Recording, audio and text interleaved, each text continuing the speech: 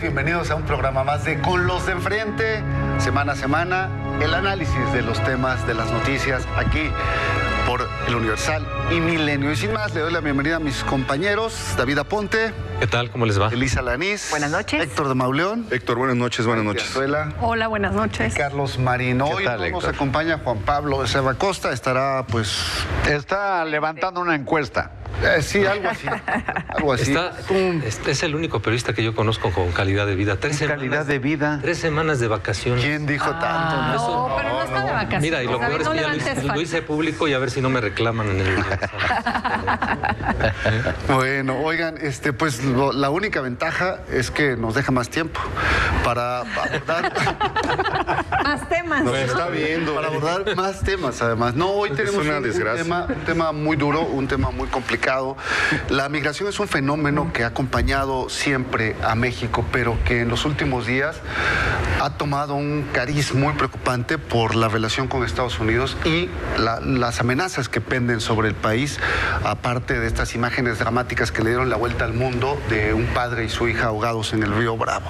Creo que podemos partir de ese punto para abordar lo que es una crisis para el Estado. David.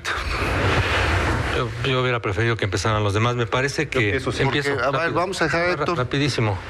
Me parece que... No, de Mauleón va a empezar. Los demás sí, siempre y cuando no sea Héctor de Mauleón. Exacto, sí. No, creo que es un asunto gravísimo. Creo que puede ser la crisis más seria que enfrente este gobierno, o que ha enfrentado este gobierno.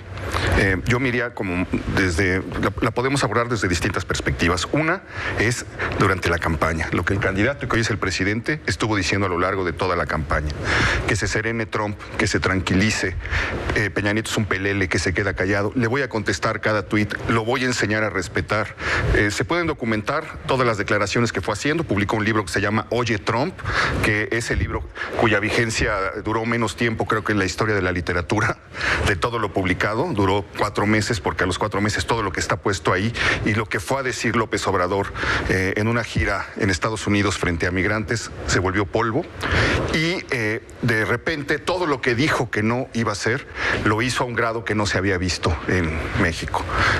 México convertido en muro, como ya tanto se ha dicho, para impedir el paso de migrantes, la cacería de migrantes después de que dijo que iba a abrir las puertas, que les iba a dar visas de trabajo, que íbamos a ser una nación amigable, hoy convertidos en policías de Donald Trump. Y la cereza del pastel, pues las imágenes que acabamos de ver. Y por otro lado, no se ha recurrido a gente con experiencia en el servicio exterior que pudieran asesorarlos de cómo llevar a cabo esta crisis. No hemos visto que se recurra a mecanismos internacionales que están firmados y que están vigentes para que nos ayuden y nos asesoren en esto. No, lo que hemos visto es una política de sumisión. Si López Obrador fuera hoy el candidato, estaría diciendo que esto es una vergüenza. Bueno, a ver, con ese juicio de Héctor, yo solo añadiría al de Héctor, porque lo mío es muy breve, a todo este diagnóstico que hace. Creo que hay una cosa más que no hay que dejar a un lado, y es cómo el gobierno, cuando decide tomar una estrategia militar para contener y para enfrentar el problema de los migrantes, lo que hace además es debilitar a quienes los defienden y atacar de alguna manera e intimidar por medio de la Guardia Nacional a la Casa Migrante y a otras instituciones de defensa de migrantes que están en la frontera trabajando hace décadas, e incluso detuvieron a defensores de migrantes acusándolos de polleros. Entonces creo que la intimidación y el autoritarismo está llegando al límite desde muy temprana periodo, con el lanzamiento de la presencia de la Guardia Militar en las fronteras, ¿no? David. Bueno, para seguir el hilo, me parece que fue muy desafortunado el anuncio donde los esperamos con los brazos abiertos. Le abrieron la puerta de la casa a los migrantes sin ningún tipo de control, ofreciéndoles visas de trabajo, condiciones de vida dignas en el país. Y cuando se enojó el señor Trump, que creo que es al único que le tiene miedo el presidente Andrés Manuel López Obrador, pues vino esta política de contención que me parece que en una semana, en menos de una semana, ha traído imágenes brutales para México, para los mexicanos, desde ver a los militares reteniendo migrantes en la frontera, menores de edad, para luego pasar por el papá salvadoreño y su niña muertos en la frontera en el río Bravo, y hasta llegar a esta imagen de la mujer haitiana pidiendo ayuda porque no son bien atendidos en los centros que ni siquiera en donde está en Tapachula no es un centro de detención, es un lugar que habilitaron, una feria que habilitaron para tener ahí a los migrantes. Me parece que estamos viviendo la situación más crítica en este tema. No ocurrió ni siquiera con los gobiernos del PRI, no ocurrió con los gobiernos del PAN, en la medida en que vamos a complacer al presidente Trump, y estamos viendo este tipo de imágenes, y ya hoy estamos registrando reclamos del gobierno de Guatemala porque el gobierno mexicano no le está informando debidamente a estas autoridades del vecino país de las detenciones de los guatemaltecos. Sí, es una crisis que pone en evidencia muchas cosas. Yo recuerdo el día que llegan a un acuerdo Marcelo Ebrard con las autoridades estadounidenses, con la gente de Donald Trump. Hicimos transmisiones especiales y estaban muy contentos todos los analistas económicos y financieros. Todo el mundo saludaba, bueno, hasta el PAN. Yo recuerdo que nos dijo Marco Cortés, felicidades, qué bueno, ya el lunes nos salvamos, no nos van a poner aranceles, ¿no? Aunque se ha sometido a Donald Trump, y demás, ¿no? Yo creo que después de ese momento en el que los analistas financieros y económicos tuvieron ese gusto, la realidad empezó a rebasar al propio gobierno de Andrés Manuel y a exhibir estas situaciones tremendas.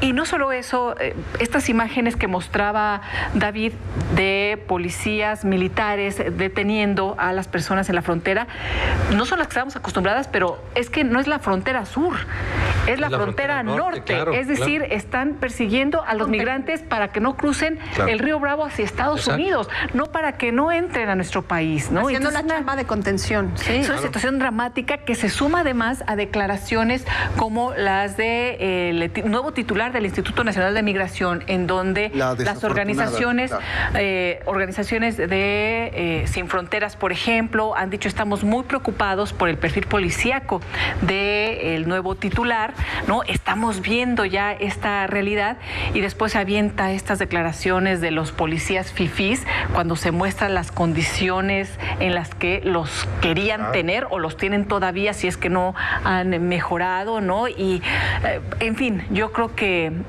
ha detonado y mostrado muchas cosas que sin duda es una crisis por la que se atraviesa. Carlos, ¿coincides con estos juicios? Sí, básicamente suscribo todo lo que han dicho. Pues nuestros compañeros de panel.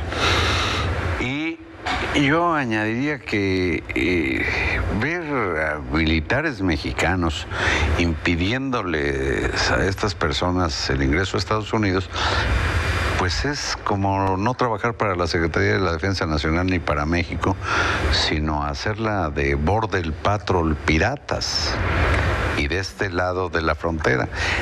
El presidente ya dijo que no se repetirá y lo da como un exceso, como excepción. Ojalá quede ahí. Pero el problema en que está ensartado ahora el país y desde luego el gobierno es que lo que se está desatando es una crisis humanitaria en las dos fronteras.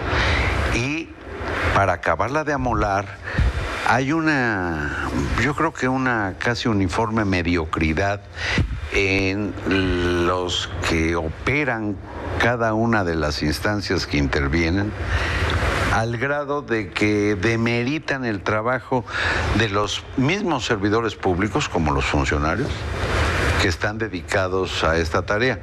Por ejemplo, pues la infortunada declaración del Comisionado Nacional de Seguridad contra el único cuerpo de lo que será, porque está en ciernes la Guardia Nacional, el único que tenía organización y tenía un orgullo del uniforme y tenía que ser tratado con la dignidad, que en su declaración embarcó inclusive la dignidad del Ejército y de la Marina. A mí me sorprende, y con esto termino, el silencio de los secretarios de Seguridad Pública, que es el responsable de la Policía Federal, mientras exista, de la Marina y del Ejército, de no haber alzado la voz en defensa de las instituciones y de estos pobres policías que viven como animales. Bueno, yo les plantearía nada más si no se puede hacer abstracción de las condiciones que cambiaron, ¿no? Efectivamente, empieza el gobierno abriendo las puertas, trasladando a los migrantes en autobuses directo hasta la frontera y abriéndoles albergues pues con excelentes condiciones aquí en la Ciudad de México, por ejemplo. Pero de repente las condiciones cambian. No tenías a un Trump amenazando con aranceles, no tenías ahora la amenaza que pende de empezar una repatriación masiva en los próximos días y también podemos hablar de un gobierno reactivo ante estas error condiciones. De cálculo político, qué error de política internacional tremendo y tan grave fue entonces si lanzas una declaración así y no estás preparado para enfrentar lo que viene. Ni un presidente en campaña electoral. Claro, además, agrégale eso. Pero hubo señales, Héctor, sí hubo señales del otro lado de que no estaban a gusto. Y todo el tiempo estuvo tuiteando Donald Trump de que no estaba a gusto con estas caravanas que estaban ingresando. Hubo señales al grado de que se cortó la interlocución de la secretaria de Gobernación con su par en Estados Unidos, del canciller con el secretario de Estado en Estados Unidos, hasta que vino esta cena en la que vino el yerno de Donald Trump y se reúnen en la casa de un directivo de una televisora, de Televisa, pues, para ser más claros, y ahí empiezan la interlocución, pero en ese lapso las señales es que cortamos la comunicación porque no estamos de acuerdo con lo que están haciendo. Es en 2016 cuando Trump dice nos envían violadores y asesinos. En plena arranque de campaña desde también. 2016 estaba esto. Decir que no lo habían contemplado, pues me parece una falla, un error de cálculo y una muestra de inexperiencia enorme en materia diplomática internacional. Y la pregunta va a ser si el despliegue ha sido de miles y miles de soldados en las dos fronteras y los resultados son estos, ¿cuántas muertes o cuántas violaciones a derechos humanos va a estar dispuesto el gobierno de México a pagar por complacer a Trump? Y yo creo que es el momento para preguntárselo, porque si lo sigue permitiendo, se van a multiplicar. Un último punto sobre esto, ¿puedo? Rapidísimo. El presidente se ofreció, y hay que reconocer, es nueva la migración o la avalancha de migrantes, como tampoco el cambio de actitudes solo de López Obrador y su gobierno. ¿Qué tal toda la gente que salía al paso de migrantes y les ofrecía tortas y agua? Esa gente ya no sale a ofrecerles nada, a veces debe ser muy poca. Y lo que me brinca mucho es que el presidente ha insistido en que no se someterá a los designios de ningún gobierno, ninguna potencia, ningún organismo internacional, cuando habla del Fondo Monetario y del Banco Mundial, etcétera. Y en este caso pareciera que está solo complaciendo al hombre de la cabellera dorada. Para cerrar, Héctor, David. Me gustaría cerrar con muy breve. Lo que dice. Me parece que se está generando una suerte de xenofobia en México, porque tú ves las conversaciones en redes cuando pones, por ejemplo, esta fotografía de la haitiana pidiendo ayuda, dicen cómo quieren que la traten. Y como dice Carlos, al principio los recibimos dándoles tortas, refrescos, y ahorita hay una especie de sentimiento de ¿por qué vienen a México? O sea, y se está trasladando, nos estamos viendo en el espejo de Estados Unidos y los empezamos a tratar como a nosotros nos tratan allá. Yo diría que perdón, Elisa, que que es una crisis de verdad muy seria, que debemos de dejar de pensar que todas las soluciones están en manos de una sola persona. Ya sé que es un gobierno que desprecia la experiencia y el conocimiento, pero hay gente con mucha experiencia en asuntos internacionales y con mucho conocimiento. Sería imprescindible formar un comité, una comisión, alguien que pudiera asesorar. Repito, quienes operan un momentito, nada más, asesorar a uno de los funcionarios más capaces y más experimentados en política que tiene, que es Marcelo Ebrard, y a quien van mandando directo al desgaste en medio de todo esto. Bueno, hay que recordar que Marcelo Ebrard, después de la negociación, dijo, pues yo tenía horas y ahora gané días, ¿no? Sí. En esas está contrarreloj. No, Marcelo Palomita, pero para abajo no hay ni para dónde voltear. Pues precisamente es un tema que no cesa y al que vamos a regresar, pero ¿les parece si entramos a lo que provocó la difusión de este video el viernes pasado? Un video que, por cierto, ya había sido mencionado en algunos testimonios de la tortura a uno de los acusados, en este caso Ayotzinapa, ¿no? Y del que te has ocupado tú con mucho detalle, Carlos Marín. Sí, quizás solo por información. Se trata de un detenido del que hay abundante información, que es integrante de la banda de narcotraficantes Guerreros Unidos, y fue detenido sobre la idea de delincuencia organizada. Ninguna autoridad lo responsabiliza de la desaparición o asesinato de los 43. Y sin duda, pues fue torturado. La tortura en México, por desgracia, es como que endémica, es crónica. Ha habido voces dentro y fuera del país para que se pare esto. Y eso, desde mi punto de vista, y porque me ufano de conocer resquicios del expediente, por fortuna, su testimonio no desbarata lo que pues tanto lastima, que es pues que los muchachos fueron levantados por policías municipales, entregados a delincuentes para que los asesinaran, los quemaran hasta su carbonización en el basurero de Cuba. Yo creo todo lo contrario. Creo que las imágenes de tortura lo que hacen es poner en cuestión todo el procedimiento de justicia y el propio expediente, Carlos. Ay, no. Porque sí, porque si una persona que tú puedes asegurar que forma parte de un cártel fue igualmente torturada para decir que formaba parte de ese cártel, pues la verdad es que todo el expediente se cae. Y criminalizar a alguien que eso no es lo que se ve en el video. Lo que acabas de decir no tiene nada que ver con lo que se ve en el video es la tortura.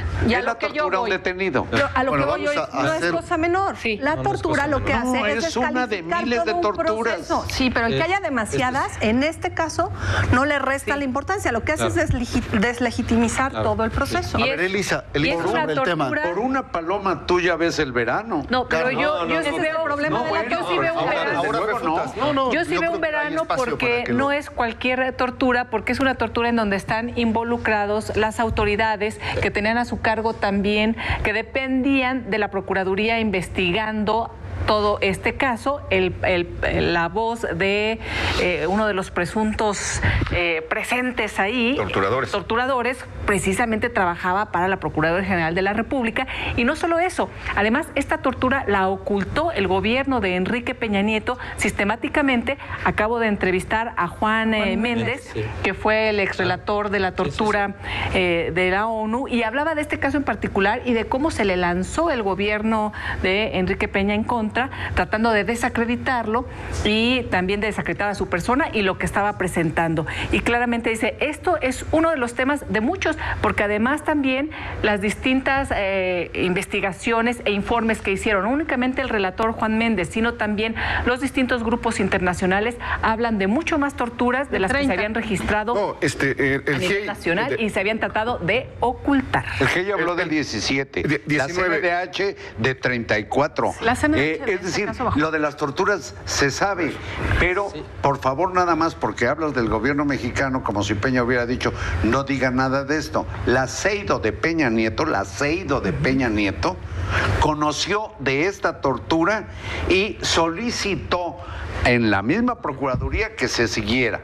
Si la Procuraduría o sus funcionarios no lo hicieron, son esos funcionarios los responsables de ocultar. Pero desacreditó. Yo quisiera hacer una acotación. La ONU removió a Juan Méndez. Solo una acotación. Estaba terminando. Una acotación. Pero sí. Es que es un caso extenso. Son más de 100 detenidos.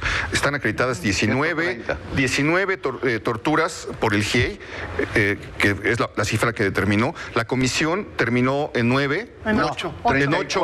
No, en 8. Terminó en 8. A ver, un momentito. Ahorita nos peleamos por los números. Sí, pero por los números. Sí, claro. Ahorita nos peleamos. La CNDH determinó menos. 34. Determinó menos que el GIEI y de 100 detenidos que ayudaron a establecer una hipótesis que ni siquiera el GIEI pudo demoler y que la CNDH terminó de alguna manera avalando. No avaló todo, porque sí hay cosas muy serias. Un momentito, ¿no?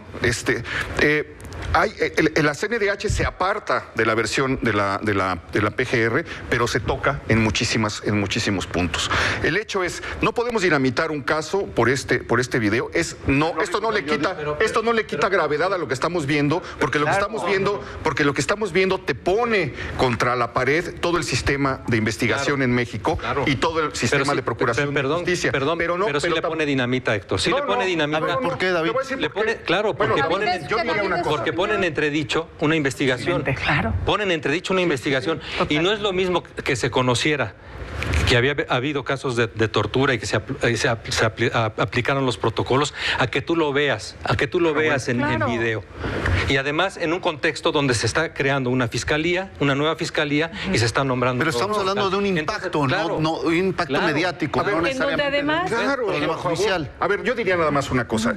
Vamos a dejar de lado la investigación de la PGR, si es que esto la desacredita. Vamos a centrarnos en la investigación que no hay tortura de la CNDH, que lleva 5 años y que tiene un expediente de 2,000 hojas de conclusiones. Por ejemplo, la CNDH rechazó este caso. Este caso en particular. Quizá no tenía la evidencia. No rechazó este caso. Absolutamente dijo falso, que hay.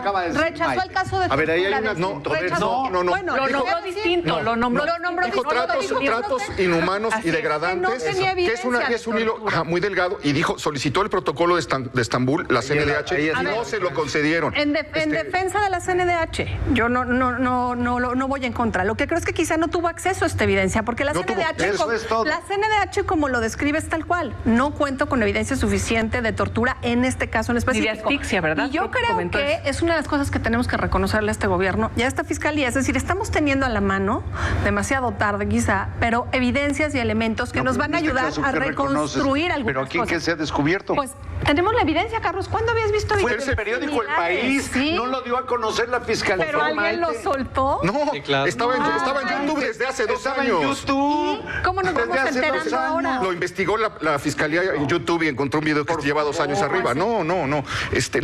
Si me permite, nada más esto, porque esto nos lleva a algo muy serio. Acaban de nombrar un fiscal. Sí. Un nuevo fiscal para el caso. Después de 3 la menor idea de investigación. Este fiscal para el caso fue secretario técnico del GIEI. Sí. Es un activista internacional de corte medio radical, vamos a decirlo así. Extremista. Medio radical. Y lo que está pasando es que le están poniendo la investigación en manos de los padres y del Centro Pro y de los grupos. Eso es lo que está pasando en este momento. Esa es si me permite, hay una orden judicial que obliga a eso. Pero tú lo ves como algo bueno. Bueno, yo creo que tener más evidencias evidentemente nos ayuda a reconstruir. Acabamos de ver ahorita el caso de Gertz Manero y de Claudia Delgado. Si me permiten. No, de Gertz Manero hay que tratarlo. Un dato medular para quienes como Maite piensan que la CNDH disfrazó de maltrato lo que era tortura. Eso, Carlos. Lo empezabas a decir y dije en descargo de la CNDH. Bueno, ahora no tuvo la evidencia. Fíjate este dato. Yo no la culpo a la investigación, no desdeño la investigación del Grupo Interdisciplinario de Expertos Independientes de la OEA. No la descalifico. ¿Pero qué creen? En los 17 casos de tortura que pone, no menciona a este tampoco. Cuate. Sí, ¿no? La CNDH sí. Y está muy claro, si se conoce la recomendación de la CNDH, todo lo que hizo y hasta donde pudo.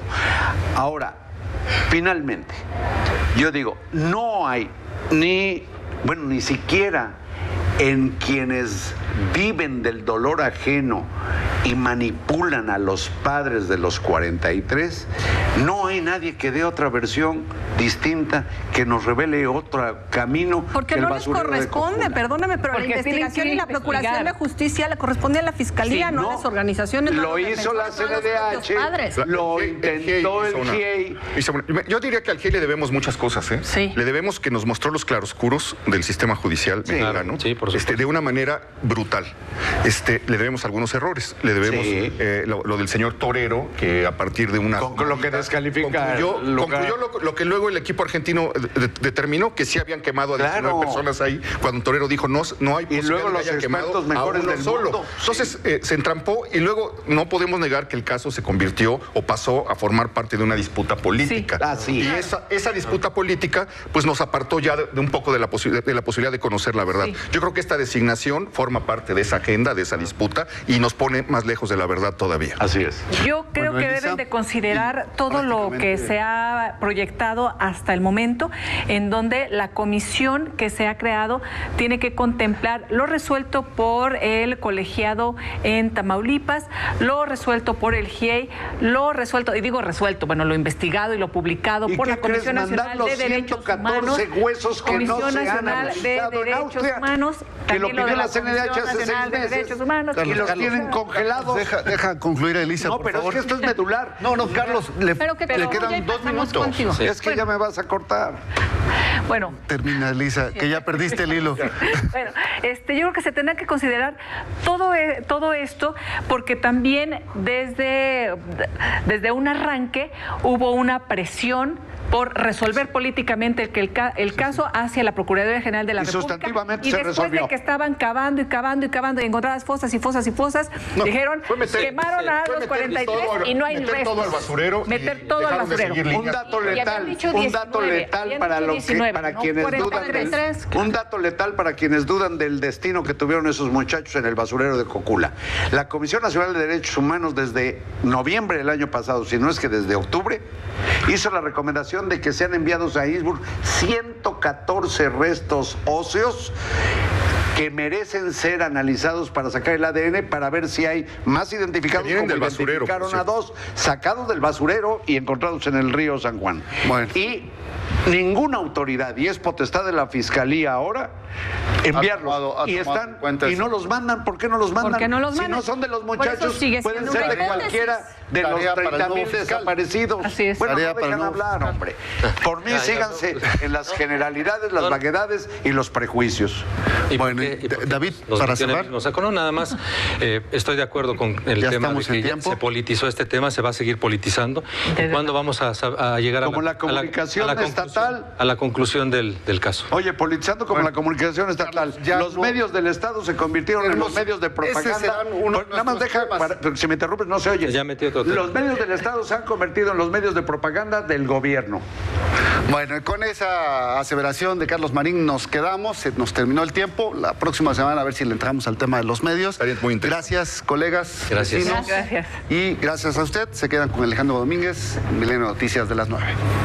Yo no quiero molestarlos, soy perito en dulce.